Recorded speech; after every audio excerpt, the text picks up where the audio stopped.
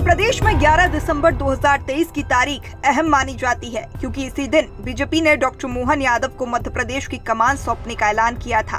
भाजपा दफ्तर में जब मुख्यमंत्री डॉक्टर मोहन यादव के नाम का ऐलान हुआ तो हर कोई हैरान रह गया, लेकिन 13 दिसंबर को बनी मोहन सरकार के 1 साल के कार्यकाल ने कई मायनों में यह साबित कर दिया है कि डॉक्टर मोहन यादव को मुख्यमंत्री बनाने का बीजेपी का फैसला दूरदर्शी था, क्योंकि सीएम डॉक्टर मोहन यादव के नेतृत्व में इस सरकार ने मध्य प्रदेश में कई बड़े फैसले किए हैं जो प्रदेश में एक नई ऊर्जा का संचार कर रहे हैं। क्योंकि मुख्यमंत्री डॉक्टर मोहन यादव के सामने चुनौतियां कई थी, लेकिन इन चुनौतियों को उन्होंने मजबूतियों में बदलकर अब तक यह साबित किया है कि बीजेपी आलाकमान का उन्हें मुख्यमंत्री बनाने का फैसला सही था।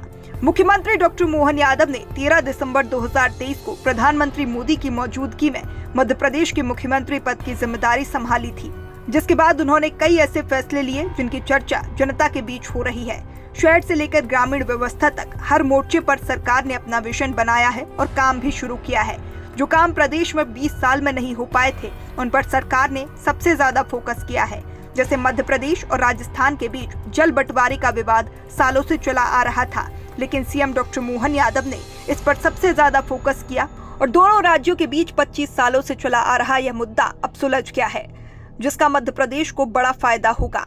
1 साल में सीएम मोहन यादव ने शहरी, ग्रामीण, महिला, बुजुर्ग, किसानों से लेकर युवाओं तक सबसे ज्यादा फोकस किया है। मुख्यमंत्री डॉक्टर मोहन यादव ने प्रदेश की कमान संभालने के बाद निवेश पर सबसे ज्यादा फोकस किया है।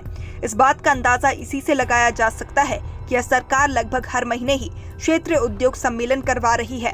इंदौर, उज्जैन, रीवा, सागर जैसे शहरों में इंडस्ट्री कॉन्क्लेव के जरिए करोड़ों का निवेश मध्य प्रदेश में आने वाला है। उज्जैन में हुए उद्योग सम्मेलन में ही 1 लाख करोड़ रुपए का निवेश प्रस्ताव आया है, जिससे यह अभियान सफल माना गया है। इसी तरह जबलपुर इंडस्ट्री कॉन्क्लेव में 17,000 करोड़, ग्वालियर में 1.84 लाख करोड़, सागर में 23,000 करोड़ रुपए का प्रस्ताव आया है, जिसमें सागर के सुर्खी में खोले जाने वाला डेटा सेंटर और स्टील प्लांट जैसे काम भी शामिल है।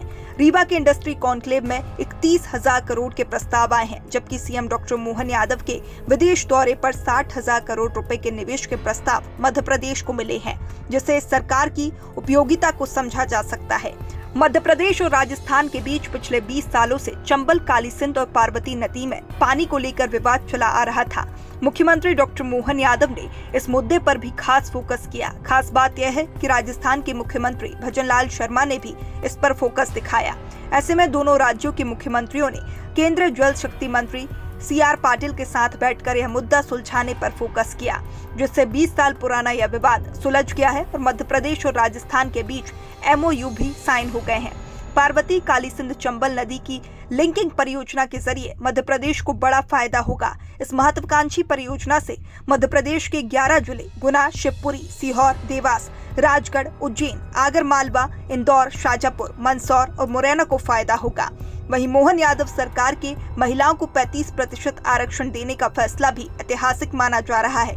इस फैसले के तहत अब मध्य प्रदेश में सिविल सेवाओं में महिलाओं को 33% की जगह 35% पदों पर आरक्षण मिलेगा। इसी तरह मोहन सरकार ने कोयला आवंटन को लेकर भी बड़ा फैसला लिया है, जहां वह केंद्र सरकार से 41,000 मेगावाट के थर्मल पावर प्लांट के लिए कोयला आवंटन को स्वीकृति दिलाने में सफल रहे हैं।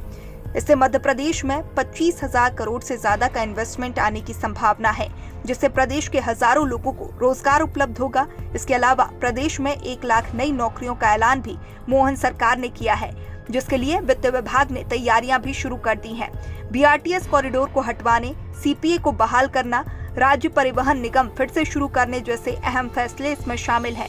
मध्य प्रदेश में मुख्यमंत्री डॉक्टर मोहन यादव अफसरशाही को लेकर भी सख्त दिखे। उन्होंने अपने 1 साल के कार्यकाल के दौरान कई बड़े फैसले लिए और साफ संदेश देने की कोशिश की कि सरकार के लिए जनता ही सबसे ऊपर है। उनके कुछ फैसले ऐसे रहे जिनकी चर्चा न केवल मध्य प्रदेश में बल्कि देश में भी हुई। 2023 में गुना में बड़ा बस हादसा हुआ था, जिसके बाद सीएम डॉक्टर मोहन यादव ने गुना के कलेक्टर तरुण राठी, SP विजय खत्री को हटाया और परिवहन आयुक्त संजय झा को भी जिम्मेदारी से हटा दिया गया। इसी तरह शाजापुर में भी तत्कालीन कलेक्टर किशोर कनियाल का औकात वाला वायरल हुआ तो लगे हाथ कार्रवाई करते हुए कलेक्टर को हटाया गया। देवास में भी इसी तरह का मामला सामने आया, जहां फसल को लेकर किसान और तहसीलदार आमने सामने आ गए। तहसीलदार ने किसान के बेटे से कहा, चूजे हैं ये, अंडे से निकले ही नहीं और बड़ी बड़ी मारने लगे। इसके बाद से ही सीएम डॉक्टर मोहन यादव ने यहाँ भी कड़ा एक्शन लिया। सिंगरौली के चितरंगी में महिला से जूतों के फीते बंधवाने वाले एसडीएम को भी हटाया गया, जबकि सागर के शाहगढ़ में हुए दीवाल हादसे के बाद भी यहां कलेक्टर और एसपी पर गाज गिरी।